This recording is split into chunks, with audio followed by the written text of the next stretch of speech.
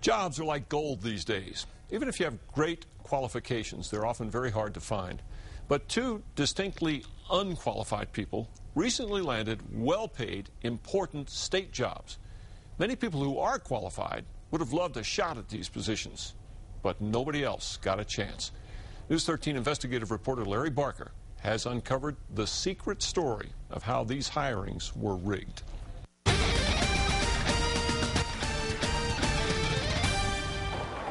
Meet State Land Office employee Peggy Walton. How she went from low-level political appointee to high-level division manager in 2 short years is a fascinating case study in abuse of power. It's concerning to us. Sandra Perez is a state personnel officer. There's certainly personnel board rules and regulations that appear to not have been adhered to. August 2008, Peggy Walton is tapped for a state political job by Republican Land Commissioner Pat Lyons. She's listed as a $63,000 a year secretary. Just 5 months later, Peggy applied for a promotion, Land Commission economist. Now, the economist position is classified, which means you have to compete and qualify for the job. It requires a bachelor's degree in public administration and 5 years' experience in fiscal accountability. Peggy Walton soared through the selection process. Never mind, she only has a high school education and did not meet minimum qualifications. I believe it was an internal job advertisement, meaning within the State Land Office. It was a 3-day posting, and there was one applicant. Who was the applicant? Peggy Walton. So who did Commissioner Lyons select as his new super-duper fiscal guru? Peggy Walton. If Peggy Walton did not have the specified education or experience for that position, but was hired anyway, would that be a problem, just in your opinion? It could pose a problem, yes. Why? Well, the qualifications and abilities are paramount to the adherence to the Personnel Act. At the Land Commission, Peggy Walton was a rising star.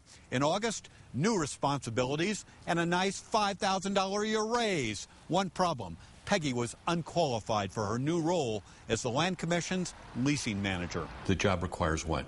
It now requires a master's degree. But the person in that position today only has a high school education. That's correct. That's a problem? Seems like a problem. Well, who should explain that problem? I think the State Land Commissioner should explain that problem. So what's the commissioner's explanation? Pat Lyons refused comment. And then there's Department of Public Safety spokesman Peter Olson. Does the way Peter was hired for this position, does it bother you, Chief? Yeah, it does. Certainly does. The hiring of Peter Olson for this position wasn't by the book. No, it wasn't. It's a little troubling to you, state personnel officer.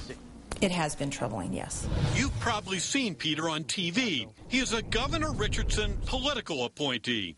So when the Gov leaves office, Peter will pack his bags as well. However, Peter Olson wanted to stay on the state payroll, so he applied for a plum new assignment with the state police. Search and Rescue Resource Officer. Responsibilities include coordinating statewide volunteers during wilderness rescue missions. But News 13 has learned the selection process was a sham, orchestrated by the governor's office and top DPS officials. According to one source involved in the hiring, the fix was in. The source says Olson was hired not because he was the most qualified, but because he had connections. Let's just put it this way. It didn't seem like to me that the best person that was qualified for this position got the job. 12 people applied for the job, but only Olson got an in-person interview. DPS Deputy Secretary Mike Meir declared Olson the top candidate. That was news to Search Committee member Mike Valverde. Peter Olson was not necessarily your first choice. Not necessarily, no sir. In fact, News 13 has learned Olson is woefully unqualified for the job. For example, the job requires 120 hours of classroom training in search and rescue, 10 years experience and certification. Now, Peter Olson doesn't have any of this. He got the job anyway. Did it appear to the state personnel office that Peter Olson was qualified for the job that he was hired for? Not necessarily, no. Not necessarily, or no? No. Did you approve of the hiring of Peter Olson? No. In fact, I was out of state when the issue came up, and I instructed my staff to not take any action on it until I was able to return to the state. They hired him anyway? That's correct.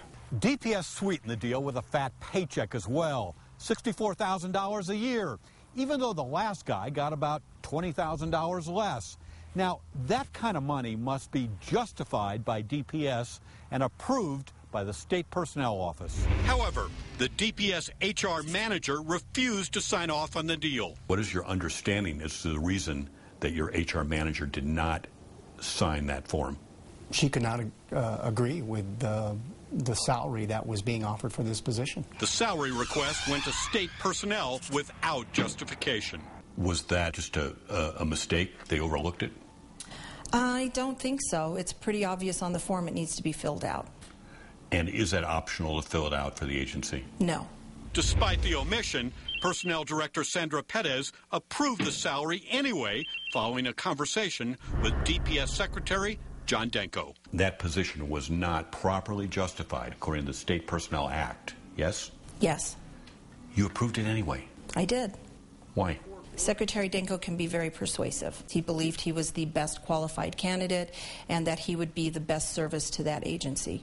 Did you agree? On paper, no. The chief of the state police doesn't agree either, but it wasn't his call. I don't believe that he was the most qualified person for this position. How did it happen they got the job then? Well, Mr. Barker, you're going to have to ask people above my head. So how high did it go? Is it your understanding that the governor's office had input in the hiring of Peter Olson? I believe that they had great concern and were following this position. Yes, I do. Larry Barker, KRQE News 13. Governor-elect Susana Martinez has promised to fire any political appointee who has been improperly shifted into a classified job. Olson could be vulnerable to that. New Land Commissioner Ray Powell will inherit Ms. Walton. It is not clear if her job is protected.